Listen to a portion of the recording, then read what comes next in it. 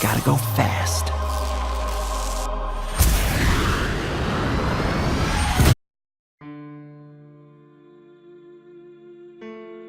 Let me tell you a way that you can always be missed, and that is if you will learn to be a problem solver.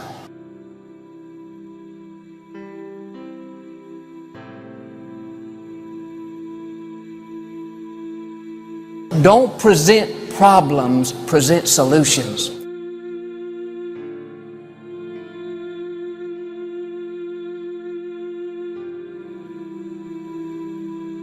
Anybody can present problems.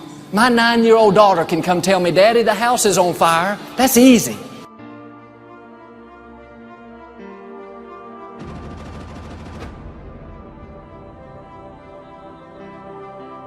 Sometimes the reason a promise is being delayed is because of what we're saying.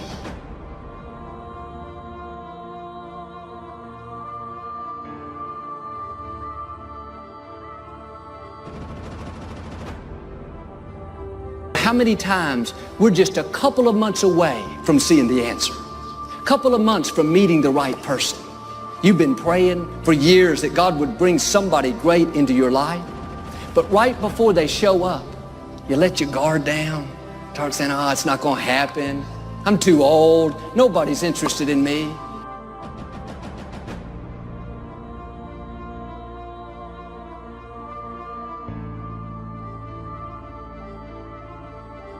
If you want to be invaluable to your organization, be a problem solver.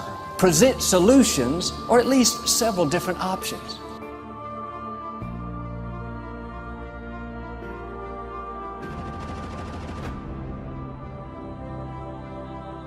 The good news is that promise is still in your future. God didn't cancel it because we get negative. He still has the right person for you. And if you'll zip up the doubt and switch over into faith, at the right time, they will show up.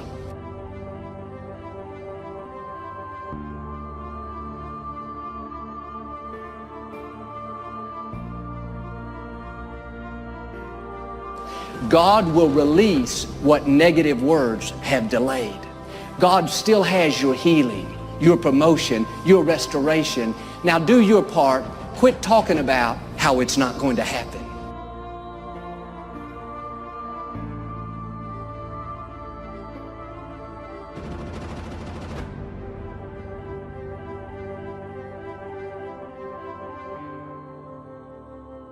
I don't sleep when I'm tired, I sleep when I'm done. Hey, I need $5,000 to get this thing off the, I said, what? You need how much? Who gave me $5,000 when I was at Michigan State doing my program? I didn't have no budget.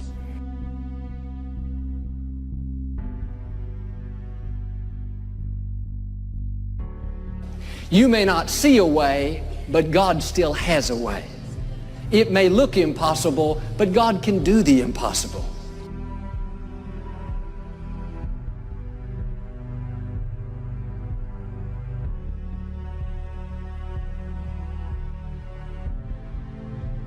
But I didn't need a budget. I had a dream.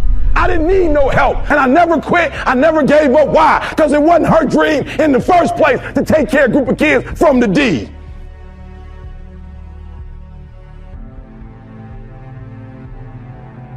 Become more solution-oriented and not problem-oriented.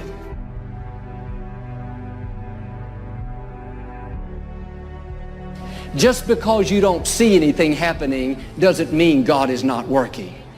Right now, behind the scenes, God is arranging things in your favor.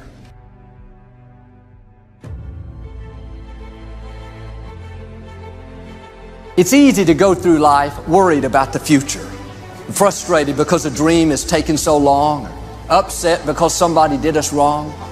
But instead of complaining about the difficulty, instead of being sour because your plans didn't work out, you need to remember these 3 simple words: all is well.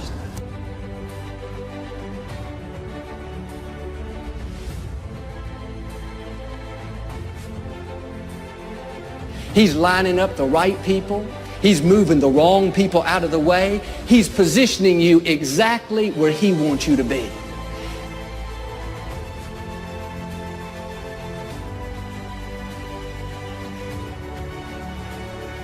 It was my dream. It was my goal. I don't expect you to believe in my dream like I believe in my dream. And the problem with some of y'all is you want somebody else to support your dream. It's yours.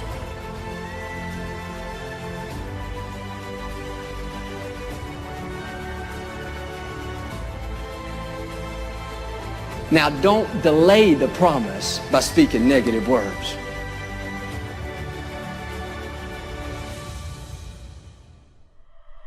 I don't owe you a dime. It's your dream. If you want it to happen, get your butt up and make it happen. If you want it to happen, rise and grind.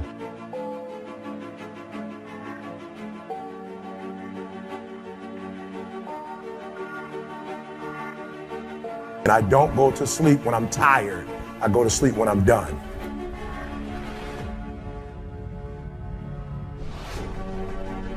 If you want it to happen, you're going to have to do what I do, and that's get up at 3 o'clock in the morning. If you want it to happen, that means you're going to have to get home at 2:15 and get your butt up at 5 so you can get to Detroit by 6.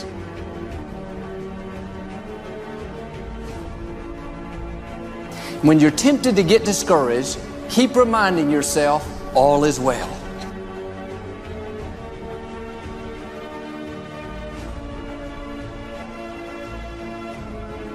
God is still on the throne. He's directing your steps. He wouldn't have allowed it unless He had a purpose for it.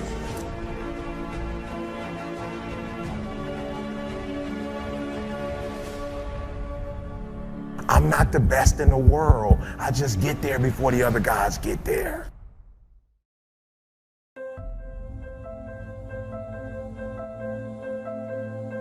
Stop crying. Stop begging.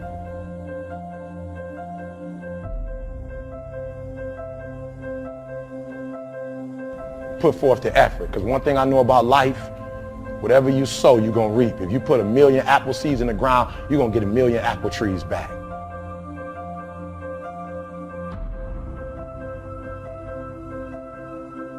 Stop whining, stop and put forth effort.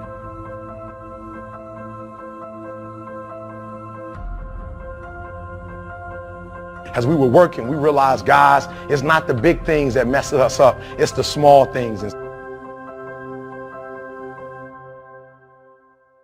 And we had to step back and analyze our work. We had to critique our work. We had to bring our work in the lab every day. And we had to look at it in ways that we had never looked at it before. When we looked at it, we made one change. We realized that we were speaking without the proper microphone. And when we changed our microphone, our views went from 2,000 to 3,000 to 20,000 in 24 hours. It was the little things that made a difference.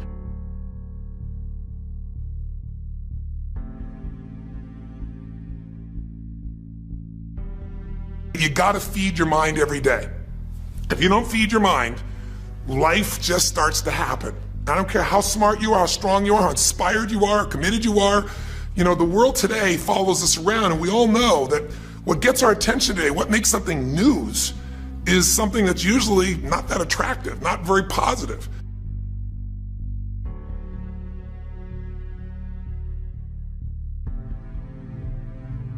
It's your attitude. When you come in as a franchise owner, you come in with energy, your people are going to have energy. But when you have a bad day and you're not mature enough to leave it in the car and you take it into the franchise, it's contagious.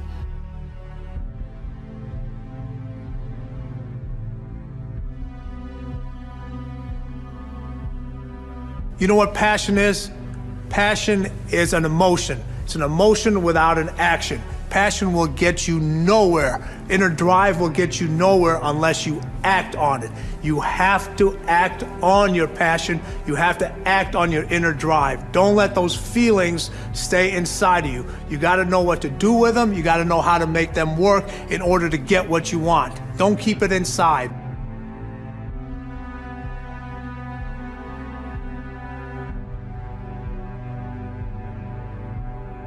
Be fair with yourself. When you come back from this event, there's some things I'm sure you've done that are not what you want to be.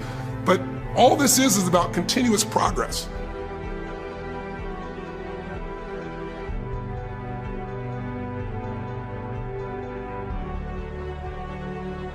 if you're not speaking. If you're not speaking, if you're not doing what you're doing with a level of expertise, they're not going to do what they do with a level of expertise. It's about modeling what you want them to do. Somebody told me before, Eric, your actions speak so loud, I can't hear what you're saying. It's contagious. And so if you want them to do it, they got to see you doing it.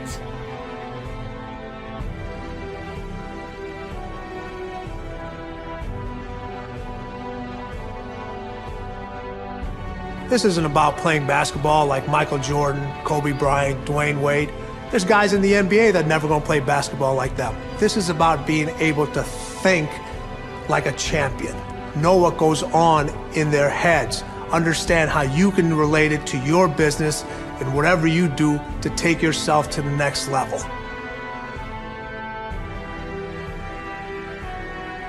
If you want to be happy, remember one thing. Progress equals happiness. That's it.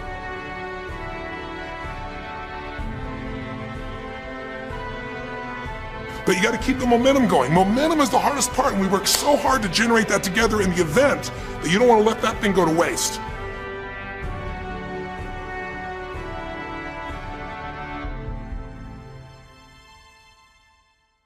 Decide, commit, act, succeed, repeat.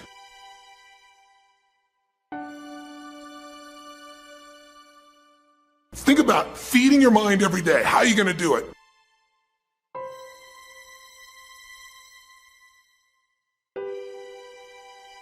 Feed your mind. Because good ideas, great insights don't interrupt you. You got to pursue them.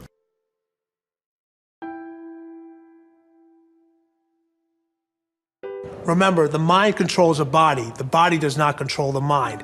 What makes these guys special and successful in everything they do is not their physical gifts, it's their mental toughness. They have the ability not to think when everyone else is thinking.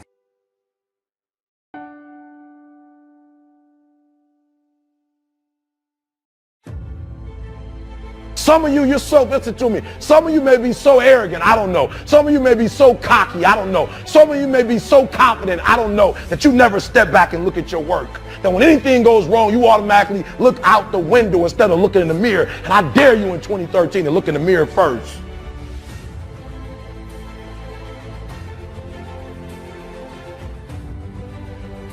The one thing that all the greats have in common is they sweat the small stuff. They pay very, very close attention to every detail.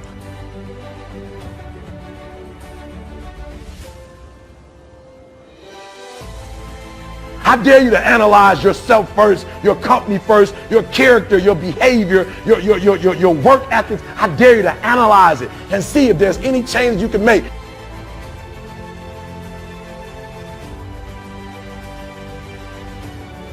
Michael used to sweat the details so much in his basketball game that carried on into his personal life. The suit had to match the car he was driving that particular day.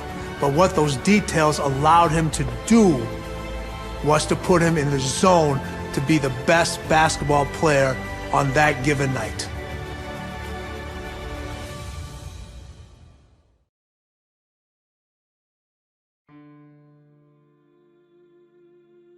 That every successful person has to do, including you.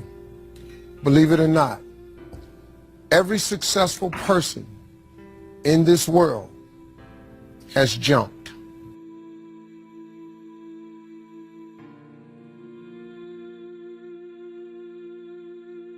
You are going to have to jump. You cannot just exist in this life. You have got to try to live.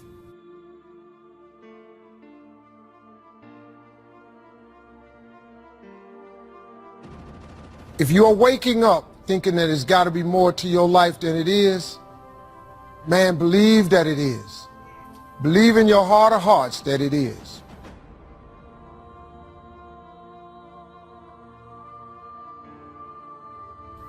But to get to that life, you're going to have to jump.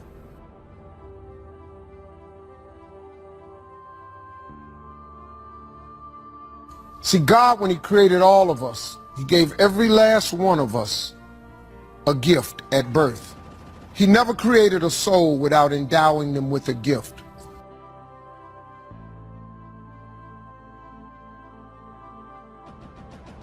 You just got to quit looking at gifts as running, jumping, singing, dancing. It's more than that.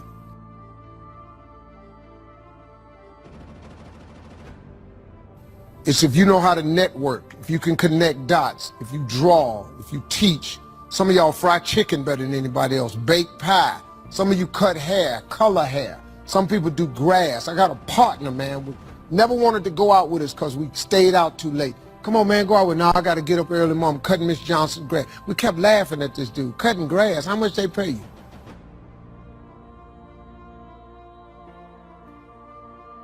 I got a partner on a detail shop, make $800,000 a year detailing cars. He got 6 mobile trucks running around.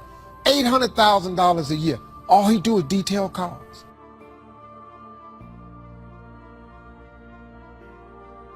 That's his gift. That's what he loved to do. You've got to identify that gift. Now listen to me.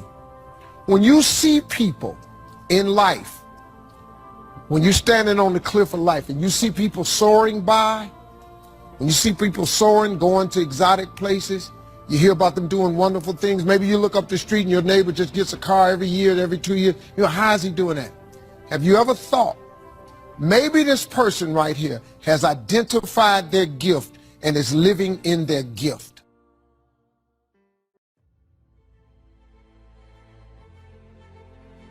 Your gift will make room for you. Your gift, not your education. You go get an education, that's nice. But if you don't use your gift, that education only gonna take you so far. It's your gift. But the only way for you to soar is you got to jump.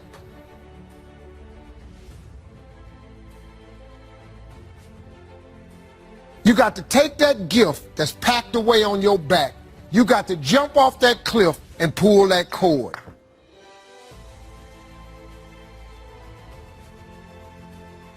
And if you're getting up going to work on a job every day that you hate going to, that ain't living, man. You just existed. At one point in time, you ought to see what living's like. But the only way to see what living like, you got to jump.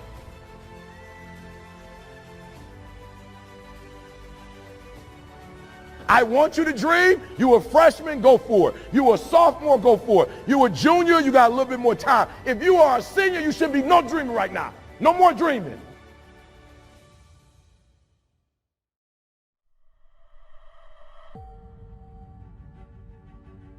If you are a senior, dreaming is over. It's over. Like, I need specifics.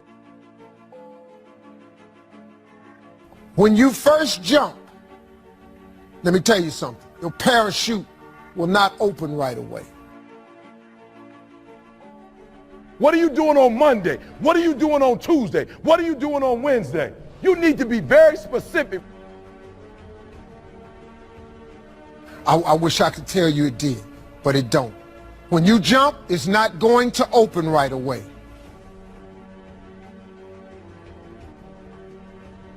You're going to hit them rocks. You're going to get some skin tore off on them cliffs. You're going to get all your clothes tore off. You're going to get some cuts on you. You're going to be bleeding pretty bad.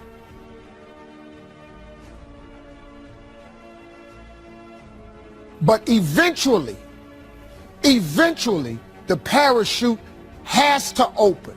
That is a promise of God. That ain't a theory, that's a promise. His promises is true, because listen to me. You cannot name one single thing God has not gotten you through.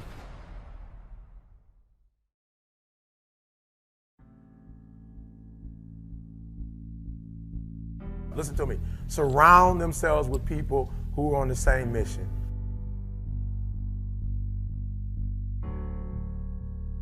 How many people in your immediate environment, those people who are in your sacred circle, represent people who are on the same mission as you? Or do you have a bunch of people on your list who are not on the same mission as you, and those individuals are pulling you down?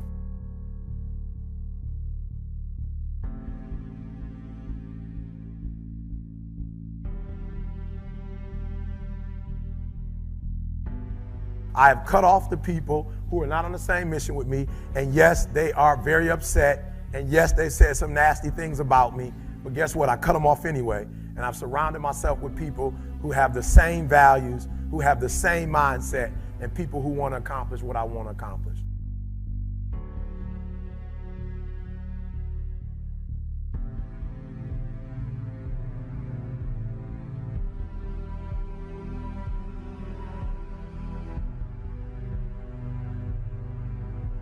Every day in Africa, in the safari, a lion wakes up. Every single day in the safari, a lion wakes up, right? And every single day in the safari, a gazelle wakes up. It says that if you wake up and you're a gazelle, you realize if you're going to survive as a gazelle, if you're going to survive, you must outrun the slowest gazelle. In your mind, you're thinking you got to outrun the fastest lion. That's not the truth. You just got to stay ahead of the slow gazelle. That's it. Every single day when you wake up, whatever it is that you do professionally, you better make sure you're not in the back of the pack.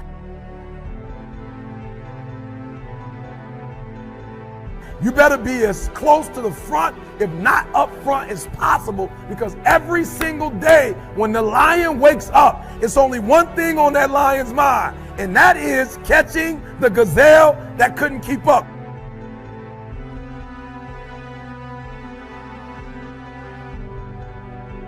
What the gazelle realizes is that the way it operates, that the way it performs, that the way it goes about its daily business is contingent upon life and death.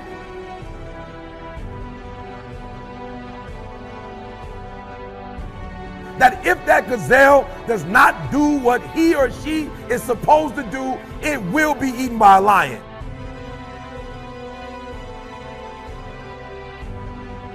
Even if you are a lion, and you have the advantage that when the sun comes up, if you're a gazelle or a lion, you better get to running. Because if you are a lion, a gazelle is still not going to come to you and say, just eat me.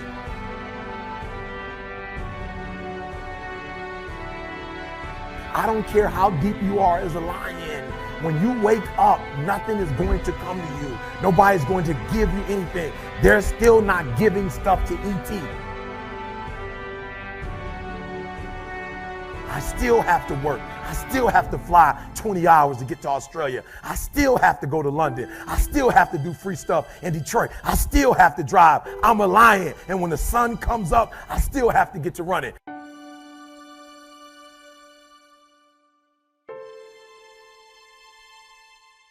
Here's the challenge though. I asked myself when I read that story, that's what's on the surface. I read it and I started asking myself, E.T., what's the difference between a gazelle and what's the difference between a lion? What's the difference? I know that they're wired differently, but what's the difference? And what I discovered is that the gazelle is running from something.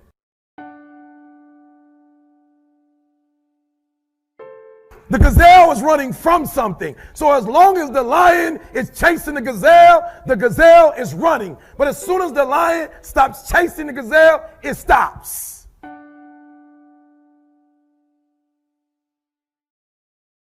That's a lot of you in this room. You will run. You'll do what you're supposed to do. As long as you're getting pushed, as long as you're getting motivated, as long as somebody is encouraging you, as long as somebody's coaching you, as long as somebody's pushing you, as long as somebody's prodding you, you're doing what you're supposed to do. As long as somebody's calling you, as long as someone is enticing you, as long as somebody's giving you rewards, you're moving. But as soon as that stops, you stop.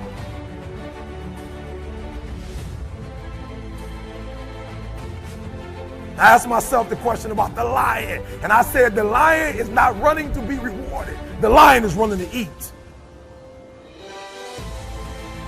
Every single day, the lion is running to eat because the lion realizes when he kills the gazelle, not only does he eat the gazelle, but he brings it back home. You've got to ask yourself, what's your why? What motivates you? What pushes you? What drives you? And if that thing is internal, if nobody has to call you, if nobody has to prod you, if nobody has to reward you, if nobody has to give you anything, if you are self-motivated and self-regulated, you can have it, you can be it, you can do it. You've got to believe in yourself. You've got to believe in your abilities. You've got to believe in your service, your company, your ideas. Unquestionably, you must have faith. It's hard, yes, it's hard. It's difficult, yes, right, and it's worth it.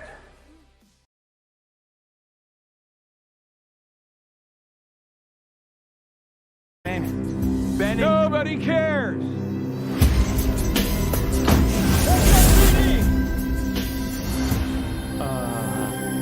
Meow. Oh, come on. Okay, pal, I want to basically look like a passenger plane.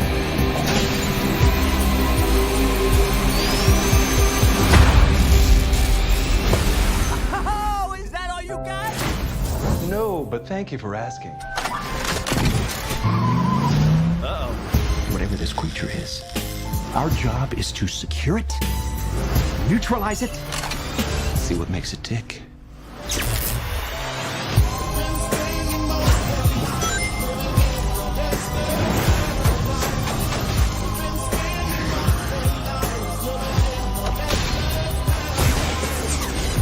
Look at this. I took 9 million steps today.